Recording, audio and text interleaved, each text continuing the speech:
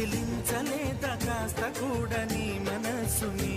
పరదాలు దాటి ఒక్కసారి పలకరించవేమి అందరినీ ఇలా వెంటపడి అడగాల సరదాగా నువ్వే ఎదురైతే సరిపోదా నిద్రపోతున్న రాత్రి నడిగా గుటికి చేరిన గువ్వల నడిగా